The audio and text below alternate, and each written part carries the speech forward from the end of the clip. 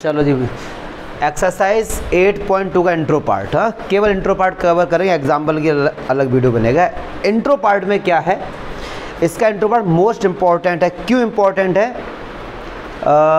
4 number का question आपको इसमें से मिलता है, लेकिन वो क्या है, एनसीईआरटी ने वो क्वेश्चन ना तो एग्जाम्पल में दिया ना एक्सरसाइज में दिया, इंट्रो पार्ट में दिया है। मतलब जब इस 8.2 का इंट्रो पार्ट, उसकी हेडिंग है trigonometric ratio of the some specific angle. अभी तक हमने जो ट्रिगोनोमेट्रिक रेशियो पढ़े थे, अगर याद आ रहा हो 8.1 में, तो जो भी एंगल थे उनकी वैल्यू पता नहीं थी। जैसे फॉर एग्जाम्पल आपसे बोला गया साइन थीटा, तो थीटा एंगल है, अब वो एंगल नहीं पता कितने का था, 0 डिग्री था कि 20 डिग्री था, 10 नहीं पता था कुछ, बस इतना पता था कि साइन थीटा का रेशियो ये होता है। अब आपको कुछ एंगल्स गिवन होंगे, इन्होंने बोला है सम स्पेसिफिक एंगल, कुछ ही एंगल होंगे, वो क्या होंगे आपको 0 डिग्री और 30 डिग्री, 45 डिग्री और 60 डिग्री और 90 डिग्री। इन्हीं की वैल्यू आपको याद करनी पड़ेंगी और प्रूफ भी मैं आज आपको इसको बताऊंगा इसका कि सर यही वैल्यूज़ क्यों। तो एनसीईआरटी बोले कि ये वो वैल्यूज़ हैं जिनको आप लोग कंपास से इजीली बनाना सीखे थे छोटी क्लासेस में। वैसे तो 1 डिग्री, 1.1 डिग्री, 1 पॉइंट, इनकी भी वैल्यू फाइंड करना सीखते हैं हायर क्लासेस में। 11th में भी आप काफ़ी कुछ सीख जाएंगे कि साइन 1800 की वैल्यू क्या आती है, साइन 2000 की वैल्यू क्या आती है, ये भी हम लोग निकालना सीखेंगे 11th में।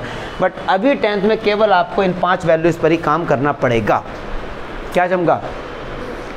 तो पहले मैं सोच रहा था कि पूरी टेबल बना दूं, लेकिन नहीं। अब पहले इनका प्रूफ बताऊंगा जो एग्जाम में 4 नंबर में आता है। वो ऐसा प्रूफ है कि जैसे साइन 30 की वैल्यू होती है 1/2, अभी हम लोग डिस्कस करेंगे। तो एग्जाम में क्वेश्चन आएगा कि फाइंड द या कुछ भी बोलेंगे ज्योमेट्रिक सॉल्यूशन बताओ कि साइन 30 1/2 कैसे होता है, प्रूफ करो। प्रूफ करो sine 30 is equal to 1/2 using geometrically method या ग्राफिकली मैथड, कुछ भी बोल सकते हैं, ठीक है। तो अब हम लोग सीखेंगे 0 और 90 डिग्री का। ये एग्जाम में नहीं आता है, अभी तक तो नहीं आया, बट नॉलेज के लिए हम लोग इसे भी पढ़ेंगे। ये थोड़ा सा कॉम्प्लिकेटेड है, इसमें थोड़ा सा बच्चे लोग कंफ्यूज होते हैं, तो बहुत कम आता है, ज़्यादातर 30, 45, 60 का ही आता है, ठीक है। तो पहले तो हम लोग सीख रहे हैं कि 45 डिग्री के एंगल की वैल्यू क्या होती है, जैसे साइन 45 क्या होता है, tan 45 क्या होता है। बेटा गेट खोलना, कोई बच्चा बंद है क्या उधर? गेट खोलो जरा, ऐसे मत जाए करो। चलो अब जा जाओ 45। जैसे अगर आपसे पूछा जाए कि साइन 45 की वैल्यू क्या होती है, tan 45 की वैल्यू क्या होती है, अब आपको वैल्यूज याद करनी पड़े, लेकिन बहुत ही सिंपल, चिंता ना करो। तो वैल्यू को याद कराने से पहले मैं उसका प्रूफ बता रहा हूँ आपको, ठीक है सर। प्रूफ देख लो जरा बड़े ध्यान से, अच्छे से। 45 डिग्री एग्जाम में साइन का आ जाए, कॉस का आ जाए, tan किसी का भी आ सकता है कि find the tan 45 using geometrically method. तो पहले 45 का समझेंगे, फिर 30 और 60 का एक साथ समझा जाता है। चलिए जी, आ जाओ, मज़ा आने वाला है बहुत ज़्यादा, क्योंकि 4 नंबर फ्री फंड के आइए। आँख बंद करके राइट एंगल ट्रायंगल तो बनाई दो यार, ठीक। ये एंगल कितना जी? 90।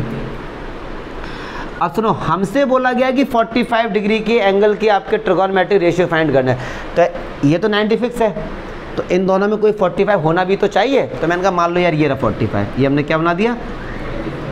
अब तुम पढ़े लिखे आदमी, ये एंगल 90 है, ये 45, तो ये ऑटोमेटिक क्या हो जाएगा 45, क्योंकि ट्रिगोनोमेट्री में ट्रायंगल में क्या होता है, तीनों एंगल का सम कितना होता है 180। तो अगर ये 90 है, ये 45, ऑटोमेटिक ये क्या हो गया। और 9th क्लास में हमने बहुत अच्छे से पढ़ा चैप्टर 7 में, क्या कि जब 2 एंगल्स इक्वल होते हैं तो उनकी अपोजिट साइड्स इक्वल होते हैं। क्या चमका? बहुत खुशी की बात। 45 के सामने वाली ये साइड और इस 45 के सामने वाली ये साइड आपस में क्या होंगे, इक्वल। मैंने कहा मान लो सर ये अगर x है तो ये क्या होगी। अब पाइथागोरस थ्योरम से क्या AC फाइंड कर सकते हैं? बिल्कुल कर सकते हैं। तो देखो AC का square is equals to BC का स्क्वायर प्लस ये 4 नंबर का, ये मान लो है क्वेश्चन और मिलेगा आपको ये। तो BC क्या है, x स्क्वायर, AB क्या है, x square, x square 2x square. अब स्क्वायर जब भी हटता है इधर क्या निकल के आता है, प्लस माइनस √2x स्क्वायर।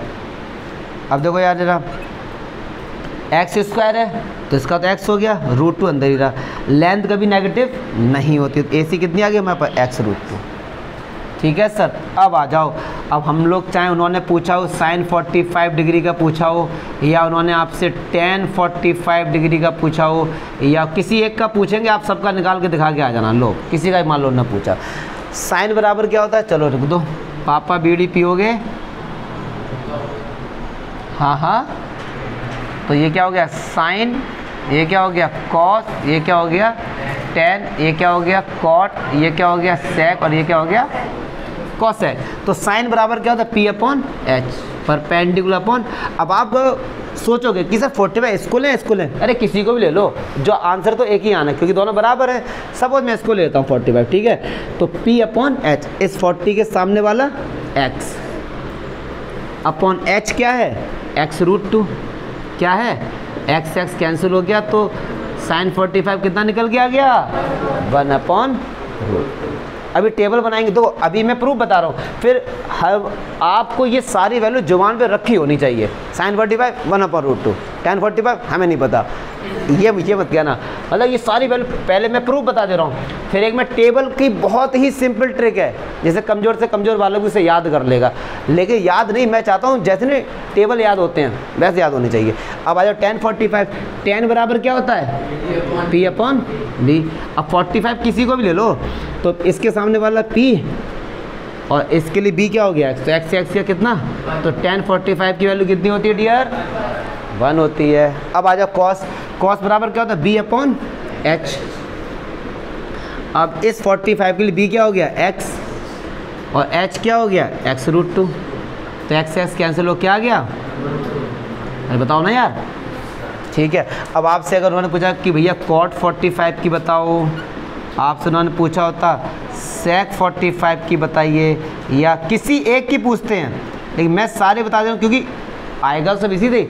वैसे यार cot का तो tan का उल्टा कर दो, 1 का उल्टा।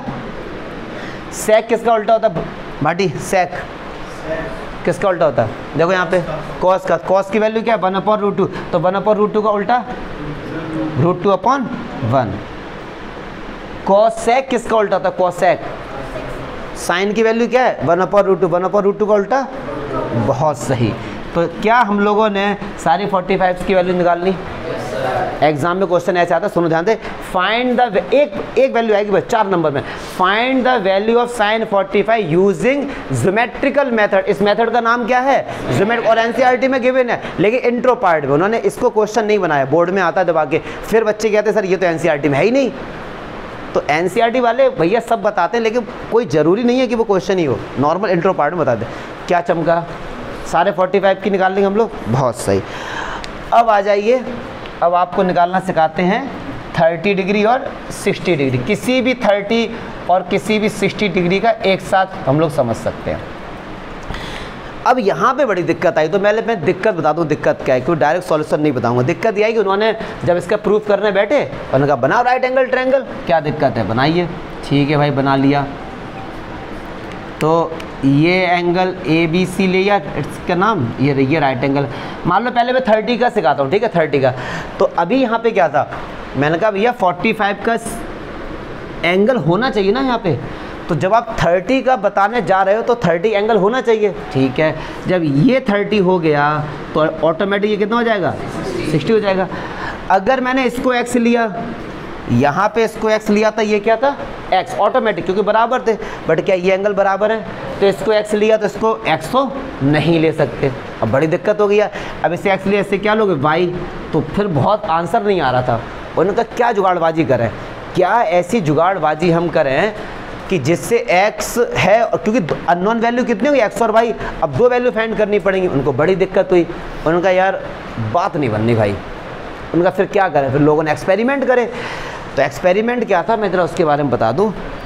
उन्होंने देखा कि 60 डिग्री की दिक्कत आ रही है यहाँ पे, कैसे दिक्कत आई समझो जरा। उन्होंने कहा एक काम करो, दबा के बनाओ इक्विलैटरल ट्रायंगल, क्या बना दो। अब क्यों सर इक्विलैटरल क्यों, आपने तो कहा था कि राइट एंगल ट्रायंगल बनते हैं इसमें, सर ये तो खिलाफ है। तो अगर याद आ रहा होगा आपको इंट्रो पार्ट में मैंने बोला था ऐसा ज़रूरी नहीं है कि राइट एंगल ट्रायंगल, कोई सा भी ट्रायंगल बना दो, बस उसमें एक एल्टीट्यूड ड्रॉ कर दो, 90 डिग्री ड्रॉ कर दो, राइट एंगल ट्रायंगल हो गया। अच्छा तो सर आपने इक्विलैटरल ही क्यों लिया ना, ये भी दिमाग में क्वेश्चन आता है। भाई साहब इक्विलैटरल नहीं, हमने एक ऐसा ट्रायंगल लेना चाहा कि देखो ये साइड एक्स है तो ये भी साइड एक्स है, क्योंकि एंगल बराबर थे। और इक्विलैटरल में क्या होता है, सारी साइड्स बराबर होती हैं, सारी साइड्स बराबर होती हैं। हम चाहते हैं कि केवल एक ही अननोन वैल्यू हो। अननोन वैल्यू का मतलब एक्स हो या वाई हो या जेड हो, क्योंकि दो की वैल्यू हम एक साथ फाइंड नहीं कर सकते। तो मैंने कहा अगर ये एक्स है तो ये भी एक्स होगा, और लेकिन चैप्टर का नाम है ट्रिगोनोमेट्रिक, तो राइट एंगल, भैया आप ये हमने किया राइट एंगल, ठीक है, ये मैंने राइट एंगल ड्रॉ कर दिया। और हमको बहुत अच्छे से पता है क्लास 9th का कंसेप्ट है, साथ साथ मतलब को कॉपी किताब बंद कर दो, बंद न करो ना तो बंद कर दो, ख़त्म करो उसे। अगर इक्विलैटरल ट्रायंगल में हम लोग एल्टीट्यूड ड्रॉ करते हैं तो उसको दो इक्वल पार्ट्स में डिवाइड कर देता है। तो एक बात सुनो, ये एंगल 60 हो गया फिर, और ये एंगल क्या हो गया 60, क्योंकि इक्विलैटरल ट्रायंगल में तीनों एंगल कितने को थे 60 60 के, और ये एकदम बीचों बीच से आ रहा है, ये 30 हो गया, ठीक। ये कितना है 60 और ये कितना है, क्योंकि इक्विलैटरल ट्रायंगल में तो सारे एंगल 60 होते, पता है ना, ये तो बेसिक बात है। चलिए ये पूरा डिस्टेंस कितना था, तो ये x/2, और क्या ये x/2 नहीं हो गया, बताओ यार, क्योंकि तो बीचों बीच से आधा हो गया इसका। अच्छा ये एंगल 90 है। अगर मैं आपसे ये बोलूँ कि ACD को देखो, किसको देखो, ACD को देखो, ACD को 90 के सामने वाला AC का square is equals to CD का स्क्वायर प्लस AD का स्क्वायर, यस और नो। तो AC की वैल्यू क्या है x स्क्वायर, और CD की वैल्यू क्या है x/2 का, और AD नहीं पता। चलो आ जाइए, अभी इस तरफ माइनस कर लो आके, तो 2 का स्क्वायर 4 AD स्क्वायर। अब एलसीएम कितना आएगा जी 4, तो 4x स्क्वायर माइनस का, तो 4x स्क्वायर x स्क्वायर गया तो 3x स्क्वायर अपॉन 4। अब देखो स्क्वायर जब भी हटता है इधर क्या आता है अंडर रूट प्लस माइनस, लेकिन माइनस तो लेंगे नहीं क्योंकि लेंथ कभी नेगेटिव नहीं होती है। तो देखो x स्क्वायर बाहर आ गया, √3 अंदर है, √3x अपॉन 4 का क्या हो गया 2। तो AD की वैल्यू कितनी निकल के आ गई, इसकी वैल्यू आ गई √3x अपॉन क्या चमका, बस इतना ही करना। अब किसी की भी वैल्यू आप बोलो, बताओ किसकी बताएं, चलो sin 60 बताओ सर, किसकी बताओ सर sin 60, फिर एक ने कहा नहीं सर आप tan 30 बताओ, एक ने कहा चलो सर आप sec 60 बता दो, कोई भी पूछ लो मतलब कैसा भी, एक ने कहा सर cosec 30 बता दो। चलो देखो इतना में कंसेप्ट क्लियर हो जाएगा, ठीक है। अब देखिए sin 60, sin बराबर क्या होता है P/H, P/H। अब 60 ये रहा, इसको ले लो, बात एक ही है, 60 ये रहा भाई साहब। अब केवल इस वाले राइट एंगल ट्रायंगल पे फोकस करो, ठीक है। एंगल के सामने वाला बहुत सही आ रहा है बेटा, तो परपेंडिकुलर कितना है √3x अपॉन 2 अपॉन h कितना है h, 90 के सामने वाला क्या होता है h, तो पक्की बात है x कैंसिल हो गया, तो sin 60 की वैल्यू कितनी निकल के आ गई √3/2। तो sin 60 की वैल्यू क्या होती है √3/2। ये सब आपको याद करनी, यहाँ तो मैं प्रूफ बता रहा हूँ, आपको ये वैल्यूज याद होनी चाहिए कि tan 45 क्या होता है 1, cos 45 क्या होता है 1/√, यह सब याद होना चाहिए आपको। चलो आ जाओ tan 30। अब tan की बात हो रही तो क्या होगा P/B, परपेंडिकुलर अपॉन बेस। अच्छा 30 सर ये है, हम किसको लें, किसी को भी ले लो, आंसर एक ही आना, चलो इसको ले लो, ठीक है। तो 30 के सामने वाला परपेंडिकुलर, तो ये कितना x/2, और बेस कितना है √3x अपॉन 2, 2 से 2 कट गया, x से x कट गया, क्या है 1/√3। तो tan 30 कितना हो गया 1/√3। ऐसे किसी का भी निकाल लो, ऐसे sec 60 निकाल लो। चलो sec का क्या होता है h/b, चलो ये मैं आप लोगों से ही करवाता हूँ। h/60 के लिए, इस 60 के लिए h क्या होगा भाटी, इस 60 के लिए h क्या होता है हाइपोटेन्यूज, किसके सामने होती है वो, परपेंडिकुलर के सामने हाइपोटेन्यूज होती है, देख रहा 90 के सामने वाली क्या होती है बेटे हाइपोटेन्यूज, तो ये क्या होगा x, और 60 के सामने वाली परपेंडिकुलर ये क्या होगी बेस, तो बेस कितना होगा x/2, कोई दिक्कत, तो x कैंसिल हो गया, कितना आंसर आया 1/2 ने 2 ऊपर जाएगा कूद के, तो आंसर कितना आएगा 2, ऊपर नहीं जाएगा 2, तो sec 60 कितना हो गया 2 हो गया। ऐसी सारी वैल्यू हम लोग निकाल सकते हैं। हार्ड लग रहा है क्या, नहीं लग रहा, मुझे ऐसे लग रहा है। तो वैल्यू याद कर लेना, जो बच्चे बहुत कमज़ोर बालक के केवल वैल्यू याद कर लें, क्योंकि ये 4 नंबर में आता है, और ज़्यादातर 30-60 का देते हैं 4 नंबर में, क्योंकि 45 वाला सिंपल है, तो वो कहते हैं 30 या किसी 60 की बोलेंगे, जैसे sin 60। तो इक्विलैटरल ट्रायंगल का एक कंसेप्ट इसमें बनता है, ठीक। ठीक, जब उन्होंने एक्सपेरिमेंट किया तो बात नहीं बनी, तो उन्होंने फिर क्या किया, 60 ये इक्विलैटरल ट्रायंगल बनाया। क्या चमका, पक्की बात है। 0-90 का थोड़ा सा टफ है, बता दूंगा कि वीडियो एक ही बार बनता, बार बार नहीं, उसे समझ लेना है। सिंपल ही एग्ज़ाम में बहुत कम चांस आने के, इसके ज़्यादा आते हैं 45, 30, 60। फिर बाद में फाइनल एक टेबल बना देंगे, ख़त्म तुम्हारा इंट्रो पार्ट। कोई डाउट है तो बताओ, देख लो उसको है बाटी। तो बेसिक बात है यार, तुम्हें यही नहीं आ रहा कि अब 0 और 90 की वैल्यू कैसे फाइंड करेंगे। ठीक, तो 0 और 90 की वैल्यू के लिए थोड़ा इमेजिनेशन आपका अच्छा होना चाहिए, थोड़ा मतलब 3D फिगर की इमेज अच्छा कंसेप्ट होना चाहिए। देखो कैसे यार, वैसे इतना भी टफ नहीं। देखो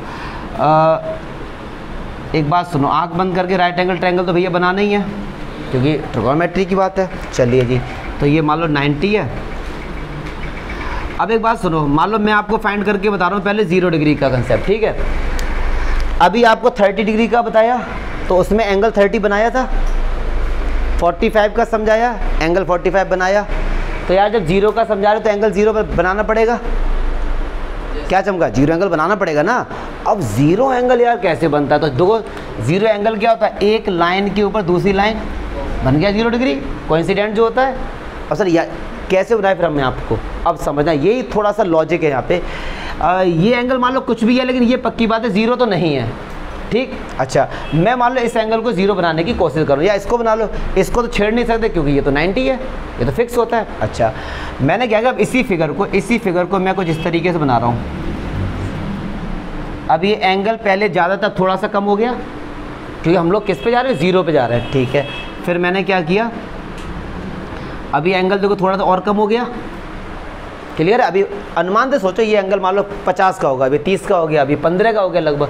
मैं डायरेक्ट 0 का नहीं बना के दिखा रहा हूँ, क्योंकि आप कंफ्यूज हो गए ना। फिर मान लो ये 15, अब ये मैंने कितने का बना दिया, 5 का बना दिया। समझ रहे हो ना बात को।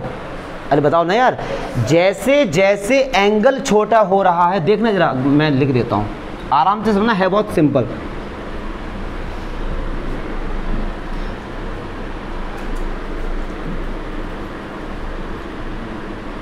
जैसे जैसे ये वाला एंगल छोटा होता जा रहा है, समझना, ये वाला एंगल छोटा होता जा रहा है, वैसे ही जो ये लाइन BC है, ये AC के पास आती जा रही है। देखो ना, अभी कितनी दूर थी, इतनी दूर थी, अब और पास और पास और पास और पास, यस और नो। जैसे ही मैंने बना दिया 0 डिग्री का, अब समझना बड़ा मजा आने वाला है। 0 डिग्री, ये A हो गया, इससे अभी ये एंगल इतना था ना, मैंने और पास ला दिया ये, तो क्या ये एंगल बन गया 0 डिग्री का। अब आप कहोगे सर दिख तो रहा ही नहीं। अरे भैया 0 का दिखेगा कैसे एंगल, क्योंकि लाइन के ऊपर लाइन होती है। लेकिन ये समझो, जैसे ही ये एंगल 0 हो गया, फाइनली क्या हुआ समझना, मैंने एंगल C को बना दिया 0 डिग्री। तो उसमें हुआ क्या, उसमें क्या हुआ, AB डिस्टेंस 0 हो गया। देखो AB इतना था, बाद में AB खत्म हो गया, क्या AB डिस्टेंस 0 हो गया। अच्छा, और जो BC लाइन थी, ये किसके ऊपर आ गई, AC के ऊपर, तो क्या AC बराबर BC हो गया। यस और नो। जब एंगल 0 बनाया मैंने, समझना, तो AB डिस्टेंस, जो ये डिस्टेंस था, ये तो खत्म ही हो गया ना, तो वो कितना हो गया 0। और ये लाइन किसके ऊपर आ गई, एकदम AC के ऊपर। AC और BC क्या हो गया। अच्छा एक बात सुनो, ये एंगल 0 है, अब मैं समझा रहा हूँ, ये एंगल क्या है, तो ये एंगल कितना रहा होगा फिर 90, क्योंकि भैया ट्रायंगल के तीनों एंगल का सम क्या है। अब एक बात सुनो, कायदे में देखा जाए, ये एंगल 0 और ये एंगल 90। अब आप कहोगे सर ये क्या बात है यार, ये तो लाइन है। अब इसीलिए मैं कह रहा हूँ, अनुमान से मान लो ये 0 और ये कितना हो गया। ठीक है, अब किसी की भी वैल्यू निकाल लो, किसी की। देखो चलो, मान लो उन्होंने कहा कि साइन 0 डिग्री बताओ, उन्होंने कहा चलो साइन 90 डिग्री की वैल्यू बताओ, उन्होंने कहा कॉस 90 बता दो, चलो कुछ भी बता दो, फिर तो जब आ गया तो आ गया। साइन 0, साइन बराबर क्या होता है, P/। अब इस 0 डिग्री के लिए, 0 डिग्री के लिए P क्या होगा, AB, और हाइपोटेन्यूज क्या है, AB डिस्टेंस कितना है डियर, कितना है, तो 0/B से आए ना, और 0/B से क्या हो गया, तो साइन 0 कितना होता है, 0 होता है। अभी टेबल में जब पढ़ेंगे तो अच्छे से बता देंगे। चलो साइन 90, साइन बराबर क्या होता है, P/H। अब यहाँ कंफ्यूज मत होना, पता है क्या, कि सर 90 ये लें या ये लें, तो आपको याद आ रहा होगा, इसको तो कभी लेते ही नहीं है, पता है ना आपको, ये तो फिक्स होता है। अब 90 हम किसको लेंगे, इस वाले को। तो साइन बराबर क्या होता है, इस एंगल के सामने वाला ये क्या हो गया, तो कितना हो गया जी, AC, और हाइपोटेन्यूज कितनी हो गई, BC। बताओ ना यार, लेकिन AC और BC आपस में क्या है, तो क्या मैं AC की जगह BC लिख सकता हूँ, और ये भी BC है, तो BC से BC कैंसिल हो गई, कितना आ गया, तो sin 90 टेबल में देख लो कितना होता है। इमेजिनेशन का खेल है बस इसमें, इमेजिनेशन कि अगर 0 डिग्री एंगल बना तो ये 3 चीज़ें आपको पता होनी चाहिए कैसे हो गई ये, ठीक है। आ जाओ cos 90, cos बराबर होता है बेस अपॉन हाइपोटेन्यूज, तो 90 ये रहा, इस 90 के लिए बेस क्या है ये AB, और हाइपोटेन्यूज क्या है BC, लेकिन AB कितना है जी 0, तो 0 अपॉन BC कितना हो गया 0, तो cos 90 की वैल्यू क्या होती है 0। हमने सारी वैल्यू फाइंड करना सीख ली, सबके प्रूव कर लिए ज्योमेट्रिकली, क्लियर है। अरे बताओ इसमें कोई दिक्कत है, इमेजिनेशन का खेल है कि जब 0 बना तो कैसा होगा, तो ये इस तरीके से हो जाएगा, ठीक है। तो हमने सारी वैल्यू निकालना सीख ली। अब मैं फाइनली एक टेबल बना दूंगा और आपको समझाऊंगा अभी कि कैसे इन टेबल्स को याद करते हैं। बड़ा ही सिंपल मेथड है, बहुत ही सिंपल मेथड, ठीक है। कोई डाउट है तो बताओ। हाँ 1090 को निकालते हैं, 1090 देख लो, चलो आ जाओ 1090, तो 10 बराबर क्या होता है P अपॉन B, चलो 90, इस 90 के लिए ये क्या हुआ P AC, और बेस क्या हो गया AC था AB। अब यहाँ पे आ जाओ, इन्होंने क्यों पूछा, देखो सारे भाई AB की वैल्यू कितनी है 0, तो ये कितना हो गया, किसी के भी नीचे अगर 0 से डिवाइड करते हैं आंसर क्या आता है नॉट डिफाइंड, तो इसका आंसर क्या आ जाएगा नॉट डिफाइंड, ठीक है। किसी के नीचे अगर 0 से आज तक हम डिवाइड किया, आज तक आंसर नहीं है ना उसका नॉट। अच्छा एक बच्चे लोग बड़े कन्फ्यूज होते हैं, वो सोचते हैं इन्फिनिटी और नॉट डिफाइन एक ही बात है। नहीं भाई साहब, मैथमेटिकली इनमें ज़मीन आसमान का अंतर है। इन्फिनिटी क्या होता है, जिसका कोई आंसर होगा लेकिन वो कभी ख़त्म नहीं होगा। जैसे आपसे मैं बोलूँ सबसे बड़ा नेचुरल नंबर, तो कभी नॉट डिफाइन नहीं बोलोगे, डिफाइन है हमको पता है, लेकिन आप कहेंगे बताओ सर क्या, तो मैं बोलूँगा 999999 कहते जाओ इन्फिनिटी तक। कभी अगर कोई आपसे पूछे ना कि स्मॉल की ग्रेटेस्ट नेचुरल नंबर, तो इसका आंसर नॉट डिफाइन नहीं होगा भाई साहब, इसका आंसर डिफाइन है, लेकिन क्या है कि बहुत बड़ा है, कब तक बोलोगे, इसलिए इन्फिनिटी से अनंत तक जाएगा। वो कहाँ तक जाएगा, फिर अनंत से ले आना।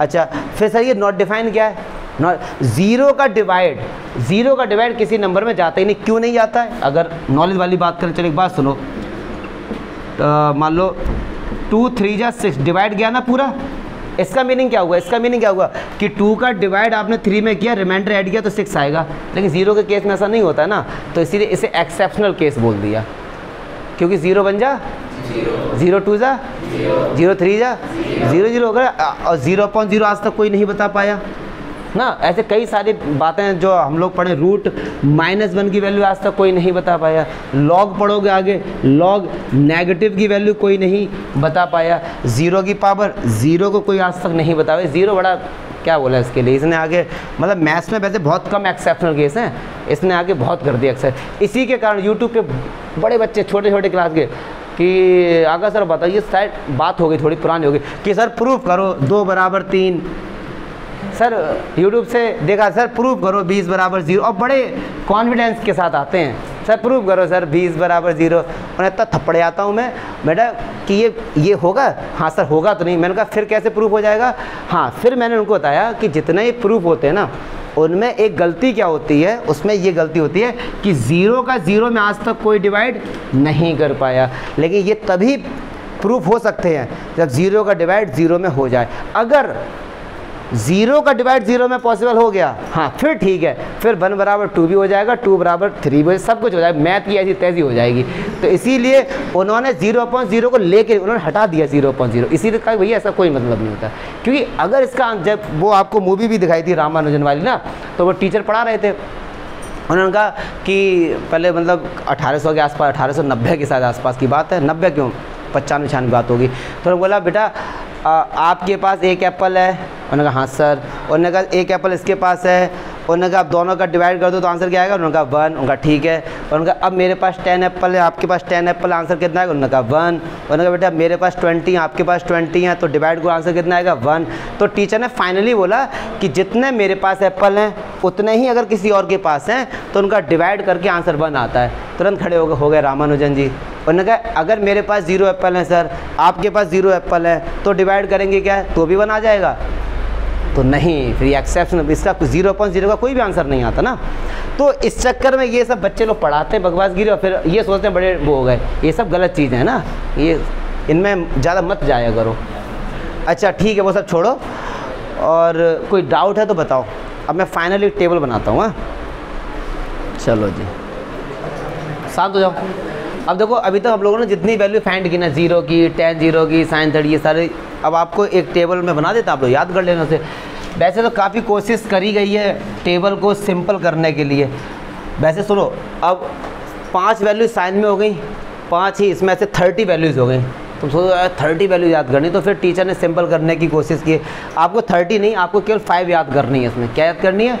5। फिर कुछ बालक ऐसे भी होते हैं कि सर हमें 5 भी नहीं याद करनी है, तो उनके लिए भी ट्रिक है। तो हर टाइप की हैं तो ना, तो ये वाली बात है। एक बालक था, बड़ा आलसी था। क्या था? बड़ा आलसी, लेकिन पापा बड़े अमीर थे उसके। तो वो चाहता सब चीज़ मेरे बेड पर आ जाए। तो पापा ने भाई बेड के बाद हाईटेक कर दिया उसका बेड। तो कहा बेटा तू बटन दबा देगा तो खाना आ जाएगा, बटन दबाएगा पानी आएगा, बटन दबाएगा कौन? तो जो होते हैं ना, इतने आलसी बच्चे होते हैं, उनके लिए बाद में एक और ट्रिक बना दी गई है। तो पहले मैं नॉर्मल वाली बताता हूँ, ठीक है। उसमें क्या टीचर कहता है कि शांत रहो, उसमें टीचर कहता है कि वो साइन की याद कर लो बस। किसकी याद कर लो? साइन की 5 वैल्यू याद कर लो। साइन 0 0, साइन 30, साइन 45 और साइन 60, साइन 91, ठीक है। वो कह रहे बस 5 याद कर लो बस, बाकी पूरी टेबल अब ऑटोमेटिक तैयार। कैसे तैयार हो जाएगी? कॉस का जब लिखो तो उस पर उल्टा कस पर दो, उस पर उल्टा कर दो इसका। वो 1 है वो यहाँ पे लिख दो, और √3/2 फिर यहाँ पे लिख दो, और ये इसी के नीचे ही रहने दो, और ये उठा के यहाँ चेप दो, और 0 यहाँ पे। पक्की बात है? उल्टा तो लिख ही सकते हम लोग, ठीक। अब tan क्या होता है? साइन और कॉस का डिवाइड करके आता है, पता है ना हमको। तो 0 और 1 का डिवाइड क्या होगा? 0 0 अच्छा, जब इसका डिवाइड होगा तो आपको समझाते हैं। इस 2 से ये 2 कैंसिल हो जाएगा, कितना बचेगा? 1/√3। ये तो सेम है, कैंसिल हो गया, कितना आ गया? 1। अब इसका डिवाइड होगा 2 से 2 कैंसिल, क्या बचा? √3। और 1/0 क्या होता है? Not defined. क्लियर है? आ जाओ। कॉट किसका उल्टा होता है? tan का। कॉट किसका उल्टा? tan का। तो 0 का उल्टा नॉट डिफाइंड। 0 का उल्टा क्या हुआ? 1/√3 का उल्टा √3। 1 का उल्टा 1, √3 का उल्टा 1 और नॉट डिफाइंड का उल्टा 0। 0 का उल्टा नॉट डिफाइंड, नॉट डिफाइंड का उल्टा 0। सेक किसका उल्टा था? कॉस का। तो 1 का उल्टा 1, √3/2 का 2 और √2 1/√2 का √2, 1/2 का 2 और 0 का नॉट डिफाइंड।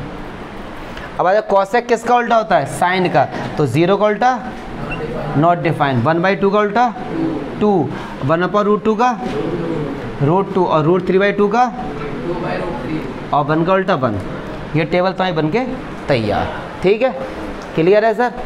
कोई डाउट तो नहीं है? अब वही वाली बात है कि सर वाला भी बता दो कि जो हमें एक भी नहीं याद करनी पड़े।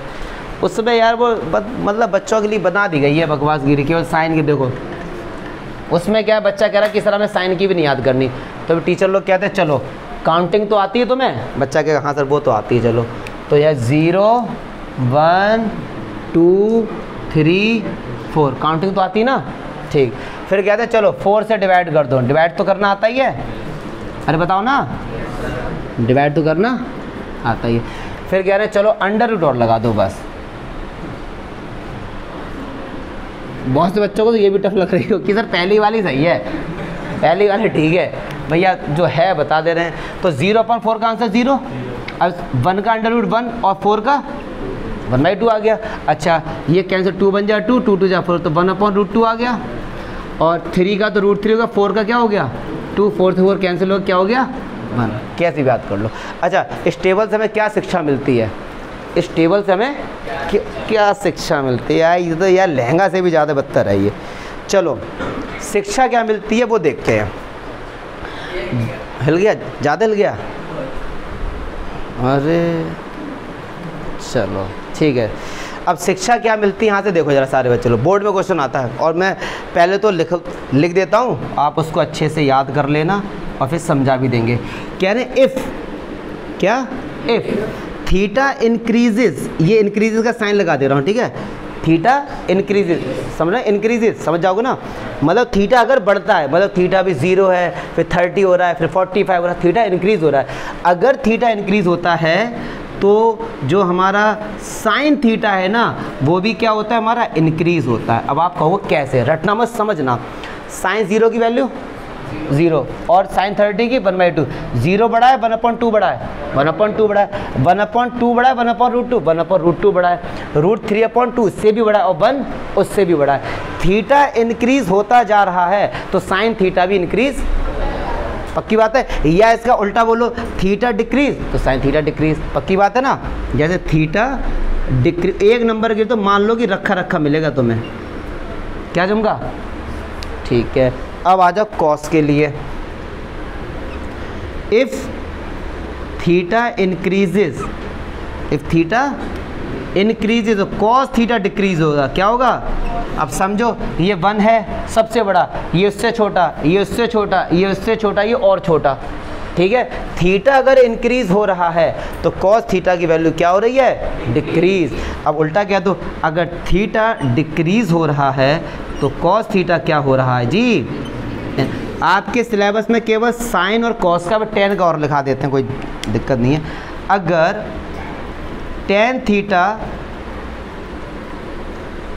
अगर थीटा इंक्रीज हो रहा है तो टेन थीटा भी क्या हो रहा है। अब बहुत से बच्चे इसको याद करेंगे, याद मत करो, टेबल से समझो ना। 0 छोटा, ये और बड़ा, ये और बड़ा, ये और बड़ा, ये तो भाई साहब बड़ा ही बड़ा, क्लियर है ना। तो थीटा अगर इंक्रीज होगा तो टेन थीटा भी क्या होगा, इंक्रीज होगा। अगर थीटा डिक्रीज होगा तो टेन थीटा भी क्या होगा, ठीक है, समझ गए ना, इंक्रीजिंग डिक्रीजिंग। अच्छा एक चीज़ और सुन लो जरा ध्यान से, ये भाई साहब तभी है, ये चीज़ हमेशा नहीं होगी, ये केवल क्लास 10 तक ही पढ़ो, ये केवल तभी अप्लाई होती है जब एंगल 0 से 90 डिग्री के बीच में होते हैं। ऐसा नहीं है कि थीटा, साइन थीटा हमेशा इंक्रीज होगा, साइन थीटा नेगेटिव में भी आता है जो हम लोग 11th क्लास में पढ़ेंगे। ये चीज़ तभी है जब एंगल 0 से लेकर 90 डिग्री के बीच में है, मतलब 10th क्लास के लिए इतना जान लो। ये जितनी बातें लिखी कोई दिक्कत, ये इस टेबल से ही समझ लो, याद मत करो, समझ लो। बहुत से वजह ऐसे कहेंगे साइन में सेम है कॉस में डिफरेंट है, कैसे भी याद कर लो, मतलब टेबल का यूज़ करना सीखो बस। चलो आज का ये तुम्हारा 8.2 का इंट्रो पार्ट खत्म।